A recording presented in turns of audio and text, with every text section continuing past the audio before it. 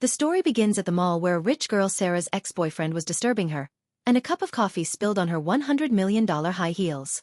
She was confused when a young guy appeared in front of her. He kneeled down and started cleaning the stain on her shoes with his shirt. Seeing this, her ex-boyfriend got even angrier. Then Sarah offered the guy a date, but his attention was on the bags at the counter, so he refused.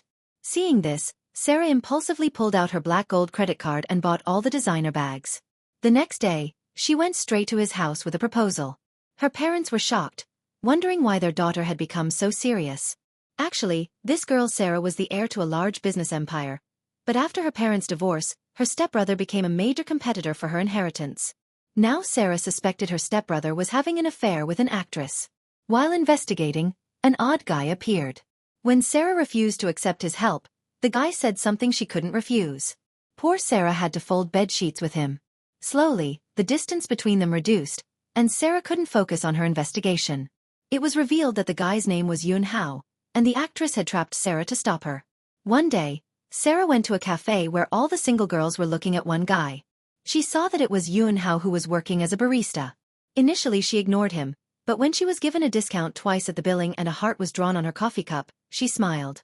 From that day on, wherever Sarah went, Yoon Hao seemed to appear. Even at the mall, he appeared in front of her and silently gave her a red rose. Sarah was confused, wondering if this was some new flirting style.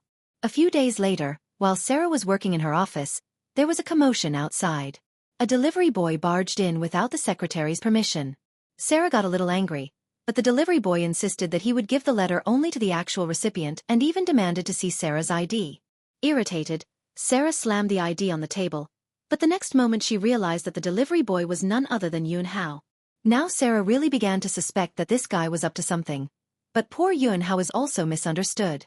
His dream was to become a priest one day, and to fulfill this dream, he was working multiple jobs. But the story of Sarah and Yoon Hao didn't end there.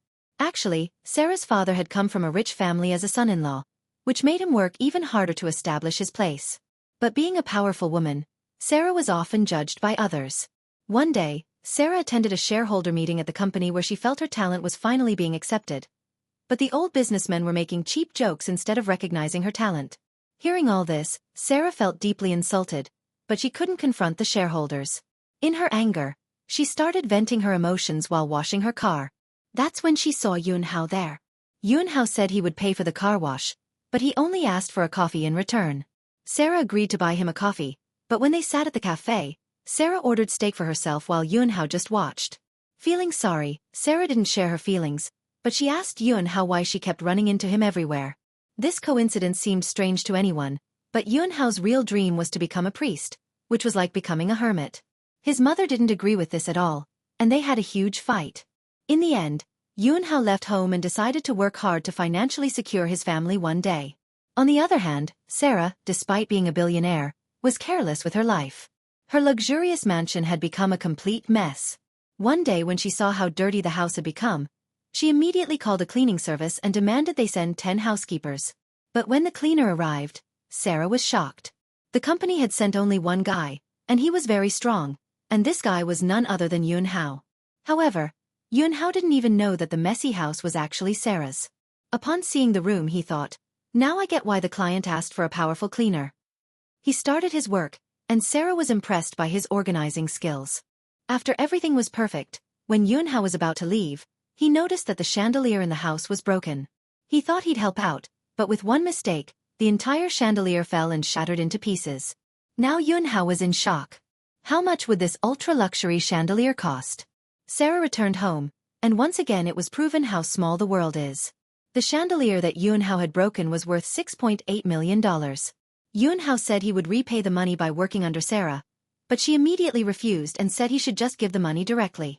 However, Yoon Hao insisted that he would come every day to clean the house until the debt was cleared. Sarah was a little doubtful about hiring a guy as a housekeeper, but Yoon Hao casually mentioned that he was about to become a priest and he had no interest in women. Hearing this, Sarah thought that the messy house was now perfectly clean, and with her busy schedule, having a helper would be useful, so she agreed. The next day, they went to the supermarket together to buy everything needed for the house, but seeing them, no one would believe they were employer and employee. They looked like a couple. Soon Yoon Hao was stopped by one of his ex-colleagues. Sarah began to notice how many different jobs this guy had done because wherever they went, someone seemed to recognize him.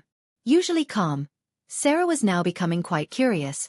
That day, there was another high-level business meeting. Some old shareholders began with the same old talk, saying women were only meant to look good and weren't fit for leadership.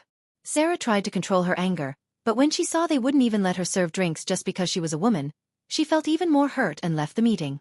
These shareholders had probably forgotten that Sarah had a stepbrother, Zhu. Even though they often clashed, when it came to insulting Sarah, Zhu reacted immediately. The next day, he directly warned the shareholders that if they wanted to keep working at the company, they had to respect Sarah, otherwise they would be shown the door. And that wasn't enough. Later that night, Zhu entered another shareholders' gathering and openly warned them again. If anyone mistreated Sarah or forced her to serve drinks just because she was a woman, it wouldn't be good for them. Saying this, he left in his usual attitude-filled style. When Sarah got home that day, she was so tired she didn't even have the strength to remove her makeup, but her smart and handsome housekeeper Yunhao immediately went into help mode. Just then, the doorbell rang. It was Zhu. Seeing her brother, Sarah panicked and immediately asked Yunhao to hide. If he found out that she had a guy as a housekeeper, he wouldn't believe it. Yunhao hid in the bedroom with a small puppy, but just then a loud bark was heard. Zhu understood everything but jokingly said he needed to go inside and check. Sarah nervously refused, and seeing her nervousness, Zhu smiled and left. After he left, Yunhao quietly came out, apologized, and gave Sarah a beautiful candy box as a gift. Now the house, which once felt empty, had become lively because of Yunhao. He not only organized Sarah's home perfectly but also started taking care of her life. Sarah shared all her business frustrations with him without hesitation. But one day, Sarah started to doubt. Did Yunhao have another agenda? When she directly asked him, Yunhao replied without hesitation, "Yes, I want your money." Actually, Yunhao was a church volunteer. His dream was to inspire Sarah to help the poor. Hearing this, Sarah laughed and said, "If you want me to donate, you'll have to give me one of your smiles." "I like your smile." Yunhao immediately gave a cute smile, and just like that, Sarah's heart melted. The next day, a donation of 1 crore was made to the church. Yunhao's mentor was amazed and told him that his smile was a special gift and should be used wisely. From then on, Yunhao occasionally showed his charming smile to Sarah, and each time, new gifts were sent to the church. The donations were only for ration items, but slowly they expanded to laptops and smartphones. Through this process, the biggest change happened in Sarah. The once cold businesswoman slowly transformed into a cute and bubbly girl. While her queen-like attitude remained, she developed an innocence inside her. One day, Yunhao's little puppy suddenly ran away. Sarah and Yunhao chased after it, and when they reached the door, a famous actress appeared. The atmosphere became tense. This was the same actress that Sarah had once investigated due to her brother Zhu's love life. Seeing Yunhao living in Sarah's house, a misunderstanding immediately formed. Sarah was about to speak, but just then Yunhao pulled her inside. She was shocked, but then Yunhao gave her another shock. He said that the chandelier he had broken wasn't actually that expensive. He gave money and gifts and officially said goodbye to Sarah. Sarah had 1,000 emotions inside, but she had no excuse to stop him. Then, for the first time ever, Sarah, who never expressed her feelings in front of anyone, asked an unexpected question to a guy who was 12 years younger than her. On her birthday, her father sent a candela plant, which meant, happiness will come. Sarah felt a slight warmth in her heart. The next day was a family gathering, and she thought maybe this was for her birthday, but when she saw the actress there, her mood shifted. It turned out that this celebration was for her brother Zhu and his girlfriend. However, Zhu then took out a gift and gave it to Sarah. It meant he hadn't forgotten her birthday. After the party, when Sarah was leaving, the actress stopped her. There was still a misunderstanding between them, but what she said hurt Sarah inside. As if she had found a reason or was waiting for an excuse, Sarah immediately called Yunhao, but Yunhao said he was at work. Hearing this, Sarah made another call. Yunhao didn't pay much attention to it, but soon a girl came to him and said, "Your boss called for you." He tried to explain that he was at work, but then the girl directly said that the shop would be closing today. Yunhao and the shopkeeper were completely surprised when they heard that his boss had bought the shop. Sitting at the dinner table with Sarah, Yunhao thought that Sarah was upset again because of those old men, but Sarah explained that this time it was because of her family. Her birthday party, which she thought she was included in, had nothing to do with her. Yunhao nervously said, "I saw your ID. Your birthday wasn't today." Sarah quickly clarified, "My real birthday is different from what's on the ID." Yoon-hao kept this in his mind. He called the waitstaff and asked to pay the bill. Sarah refused, but Yoon-hao insisted on his point. That evening, when Sarah left work, Yoon-hao was waiting outside near her office. Sarah felt a bit strange that Yoon-hao was being so proactive, but then Yoon-hao pulled out a birthday cake. He thought that Sarah hadn't had cake on her birthday, and he wanted to make it up to her. When Sarah saw Yoon-hao with a cake and candle, she felt a strange warmth inside. Sarah said, "I received a flower on my birthday whose flower language was, 'Happiness will come.'" Yoon-hao was shocked to hear this, and his expression became even more complicated. Sarah took a deep breath and felt like she understood Yoon-hao's emotions. Without saying anything further, Sarah turned around and walked away. Yoon-hao stood holding the cake as if he had been rejected. Back at the office, Sarah didn't react the usual way. She didn't get anxious, cry, or feel sad. Instead, she joined her hands and prayed as if she was wishing for Yoon-hao back. Yoon-hao, still unable to understand Sarah's rejection, kept turning her words over in his mind. Passing by a flower shop, he couldn't resist his curiosity. He asked the shopkeeper which flower had the flower language, coming happiness. The shopkeeper showed him candela, golden marigold, and said that this flower had another meaning, compassionate love and sadness of separation. At that moment, Sarah was also looking at the same flower and reading the same meaning.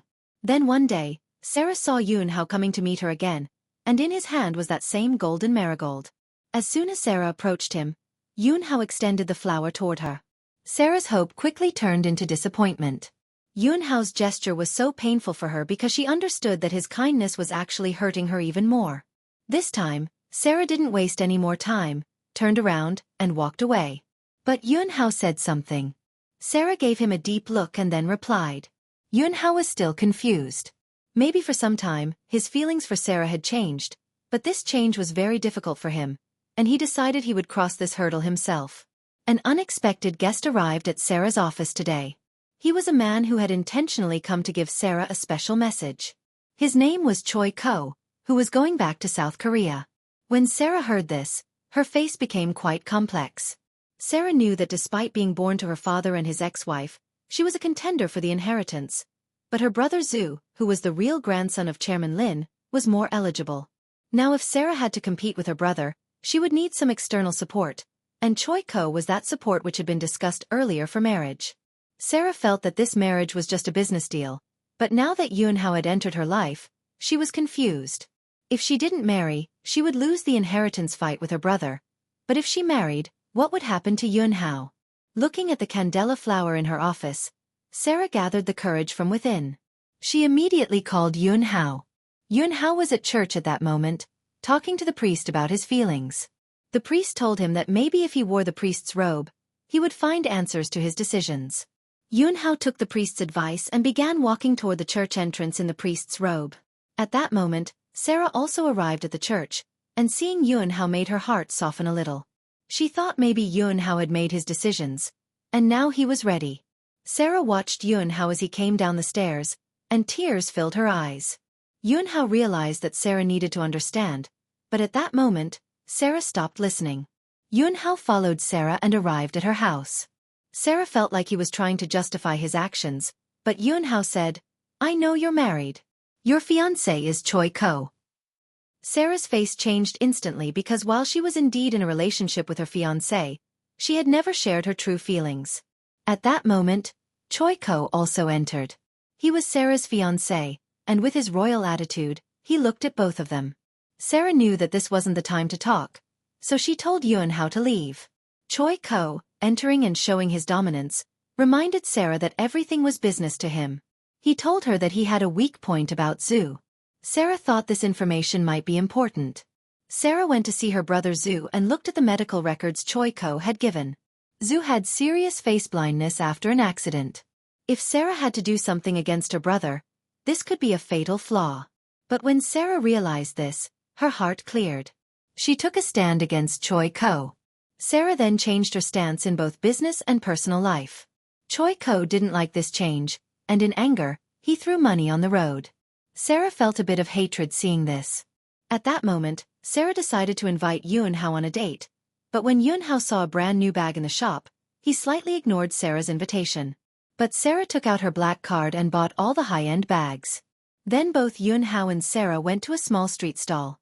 Sarah's mood was still a bit mixed, but her heart had softened a little, as if something old and new was blending together. Sarah's mind was a bit sad as she thought that Yunhao had now become a priest, so she was trying to show her emotions very casually. When Yunhao noticed her behavior, he directly said to her. Sarah softly replied that she was a bad and fake woman, and she just wanted them to remain friends. Yunhao smiled a little, and Sarah just kept looking at him. The next day, when Sarah went to pick Yunhao up from school, a classmate caught her attention. Sarah initially wanted to ignore him, but seeing Yunhao, the classmate became a little jealous. Sarah noticed that Yunhao didn't like his jealousy anymore. Sarah understood that during this time, their relationship had shifted. Now Yunhao was feeling possessive about Sarah.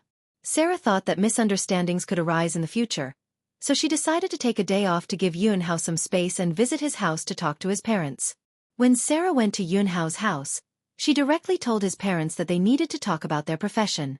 This was going to shock them, but Sarah's aim was to show Yunhao that their relationship was no longer just between them but had become a formal commitment.